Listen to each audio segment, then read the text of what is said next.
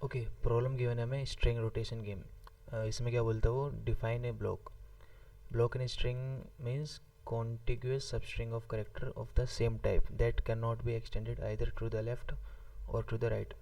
For example, ये string ABCCDAA, इसमें कितने ब्लॉक है? 5। 5 कैसे? देखो, ए एक ब्लॉक है, फिर उसने बी को एक ब्लॉक बोला है, और 3 बार सी है तो उसको एक ब्लॉक क्या है, और डी को एक ब्लॉक, और 2 बार ए आया तो उसको भी एक ब्लॉक आया है। अब उसमें वो क्या बोलता है कि you are playing a game where you are given a string S of length N. हमें इनपुट में एक स्ट्रिंग गिवन है लेंथ एन की, और हम उसको क्या कर सकते हैं, साइक्लिकली रोटेट कर सकते हैं the string how ever you want. यानी या तो उसको लेफ्ट में रोटेट कर सकते हैं, राइट में। और हमारा जो स्कोर होगा फाइनली वो होगा number of blocks in the final string, है ना। ये जो ब्लॉक हमारे पास ये डिफाइन की है, ये डेफिनेशन। और हमें क्या फाइंड करना है, मैक्सिमम पॉसिबल स्कोर, है ना। और एन की मैक्सिमम लिमिट 100 है, तो हम इसमें ब्रूट फोर्स भी लगा सकते हैं। और हमें फाइनली बताना है कि मैक्सिमम स्कोर कितना होगा। अब जैसे फॉर एग्जांपल ये एक एग्जांपल लेते हैं, ए बी सी डी। देखो ABCD, अब इसमें देखो ब्लॉक कितने हैं, ये एक ब्लॉक, ये एक ब्लॉक, ये तो इसमें 4 ब्लॉक है ना। अगर हम इसको रोटेट भी करें ना तो हमारे ब्लॉक इंक्रीज़ ही नहीं होंगे, क्योंकि इंक्रीज़ करने के लिए हमें किसी एक ब्लॉक को अलग करना पड़ेगा ना। जैसे लेट से ये ए है, तो इसको हम अलग करेंगे और इसके बीच में कोई करेक्टर प्लेस करेंगे, लेट से बी, तभी तो ये अलग अलग करेक्टर बनेंगे 3, है ना। तो देखो इस केस में तो आंसर 4 है फर्स्ट वाले में। अब एक बार इसमें देखते हैं ABBA, एक सेकंड, सेकंड वाले में देखते हैं ABBC, ABBC। देखो इसमें क्या है, लेट्स से ये दोनों पेयर है ना। अच्छा देखो एक्चुअली में हो क्या रहा है, हमें क्या करना है, एक पोजीशन को उठा के यहाँ पे रखना है ना। रोटेशन में यही तो होता है कि एक पोजीशन हमने ये यहाँ से रिप्लेस करके यहाँ फ्रंट में लगा दी, है ना। तो अगर ABBC है तो इसमें अगर रोटेट करें हम इस साइड, राइट साइड, तो रोटेट करने के बाद क्या बनेगी हमारी स्ट्रिंग, ये बनेगी ABB, और C आ जाएगा हमारा आगे। अच्छा देखो अभी कितने ब्लॉक्स बनेंगे हमारे इसमें, 1 2 और ये 3, अभी भी 3 ही ब्लॉक है। अगेन हम क्या करते हैं, एक और बार रोटेट करते हैं इसको ना, तो ये हमारा B आगे आ जाएगा, B C A और B। अब देखो अब हमारे कितने ब्लॉक हो गए, 1 2 3 4, तो इस केस में हमारे जो ब्लॉक है वो हो गए 4, है ना। तो देखो सेकंड वाले में 4 आंसर है। देखो इसमें देखो क्या करना था कि हम देखो हम जो आंसर है अपना वो इंक्रीज़ कर सकते हैं एक बार 1 से मैक्सिमम, है ना। लेट्स से हमें कोई स्ट्रिंग ऐसे, और हमने उसमें ब्लॉक इनिशियली गिन लिए कितने ना, काउंट कर लिए, क्योंकि लेट्स से CABB है, तो गिवन स्ट्रिंग में हमारे पास ब्लॉक कितने हैं, 1 2 3, 3 ब्लॉक है। तो हम इसको या तो 3 ही मेंटेन कर सकते हैं या फिर 4। अच्छा वो कंडीशन देखते हैं हम कि 3 और 4 कब मेंटेन कर सकते हैं। अच्छा ये एक ही क्यों ऐड हो रहा है, देखो एक इसलिए ऐड हो रहा है क्योंकि हम ये ऑपरेशन ही कर रहे हैं एक तरह से, कि एक को हमने रिप्लेस किया और आगे लगा दिया, है ना।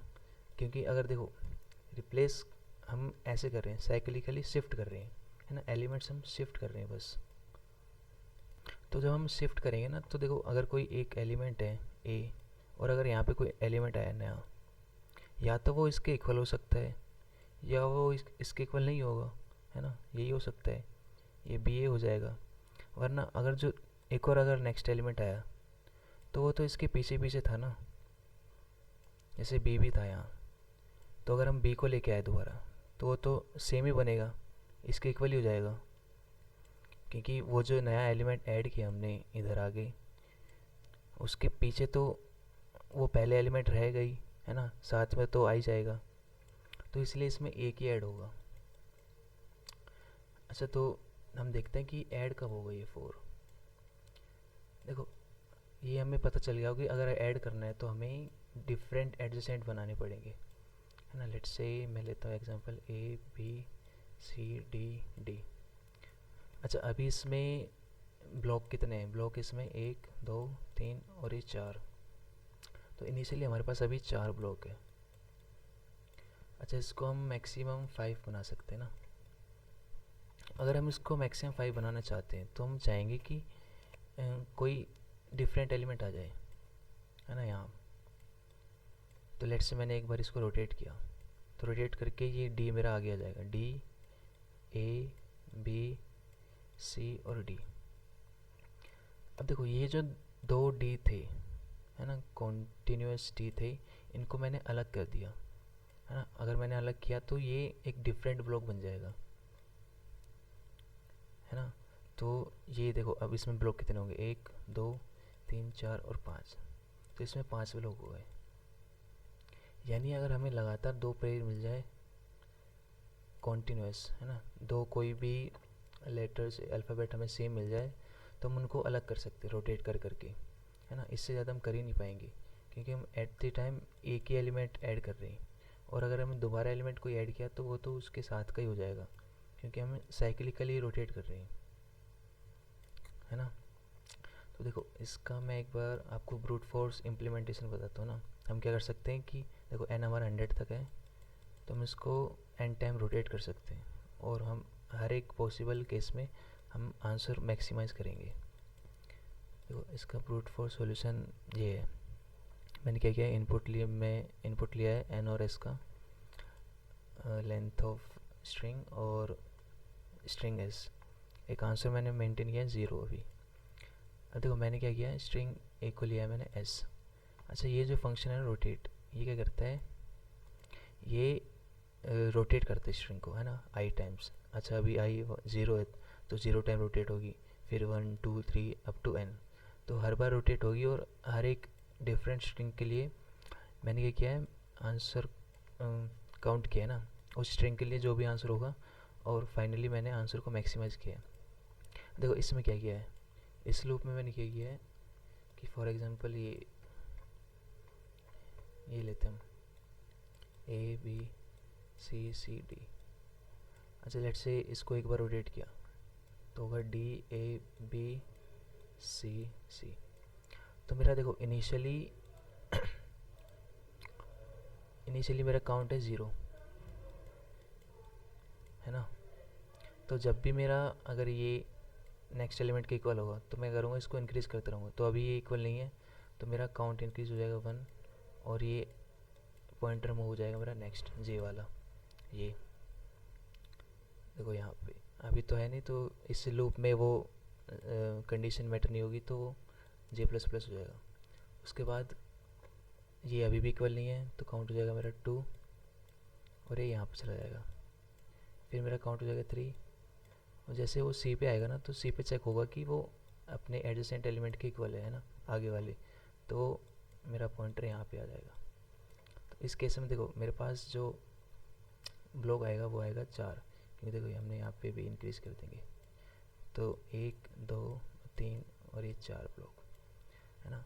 तो सेम इसी तरह अगर हम रोटेट करेंगे, देखो इसमें तो अभी 4 है, अगर दोबारा रोटेट करेंगे तो आएगा हमारा सी डी ए बी और सी। तो इस केस में जब नेक्स्ट टाइम रोटेट होगा, इसमें तो अभी देखो एक बार हुआ रोटेट, इसमें 2 बार रोटेट हुआ है, तो नेक्स्ट टाइम जो स्ट्रिंग बनेगी उसमें हमारा आंसर आएगा 5, काउंट 5 आएगा। क्योंकि देखो इसमें 1 ब्लॉक 2 3 4 और 5, तो इस तरह इसमें मैक्सिमम आंसर मेरा बन जाएगा। अच्छा, दूसरा मेथड ये है कि देखो हमने क्या किया था, हमने कोई एडजेसेंट पेयर को अलग किया था ना। लेट्स से अगर बी बी है तो मैंने बी बी को अलग कर दिया, for example A B B D. तो सबसे पहले तो मैंने इनिशियल ब्लॉक निकाले ना, मेरा आंसर में इनिशियली ब्लॉक रहेंगे। इसमें देखो 1 ब्लॉक 2 ब्लॉक और 3, तो इनिशियली तो मेरे पास 3 ब्लॉक रहेंगे। अब मेरे को इसको 4 बनाना है, तो उसके लिए मेरे को कंडीशन रिक्वायर्ड है, कौन सी, कि कम से कम एक एलिमेंट होना चाहिए जिसकी फ्रीक्वेंसी 2 है ना, और वो एडजेसेंट होनी चाहिए, तभी मैं उनको अलग कर पाऊँगा, क्योंकि फिर वो मेरा ब्लॉक बनाने में कंट्रीब्यूट करेगा। तो मैंने क्या किया इसमें, एक इसका मैं कोड दिखाता हूँ आपको एक बार। देखो मैंने क्या किया, आंसर 1 ले रखा अभी, क्योंकि मैं n-1 तक चला रहा हूँ तो एक ब्लॉक तो मेरा बच जाएगा, तो इसलिए मैंने आंसर 1 ले रखा है। और एक बूल ले लिया एफ़ क्या करेगा, मेरा ये ट्रैक करेगा कि लगातार 2 एलिमेंट स्ट्रिंग में है या नहीं। तो मैंने सबसे पहले चेक किया, अगर answer S of I is not equal to, मतलब एडजेसेंट एलिमेंट इक्वल नहीं है, तो यानी वो मेरा एक ब्लॉक है। देखो अभी तो आंसर 1 है।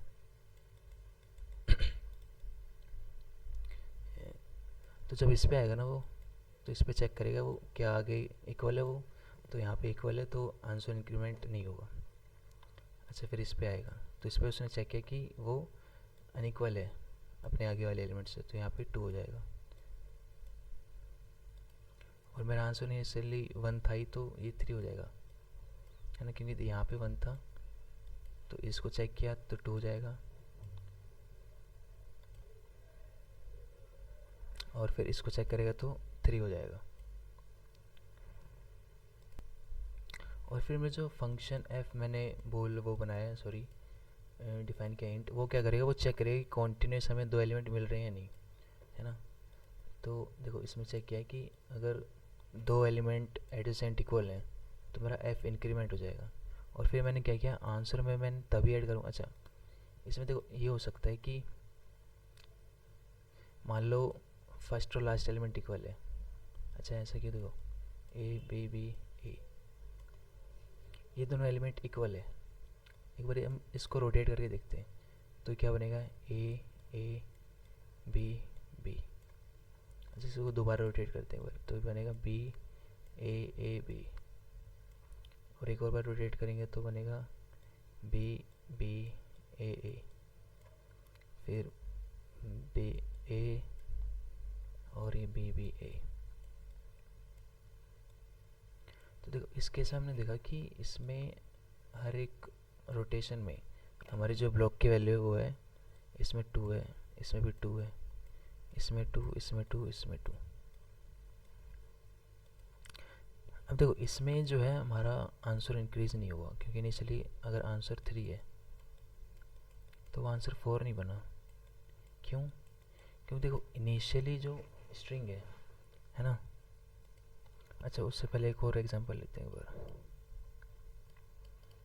ए बी सी सी डी और ए। देखो इसमें इनिशियली आंसर है हमारे पास ये एक ब्लॉक 2 3 4 5।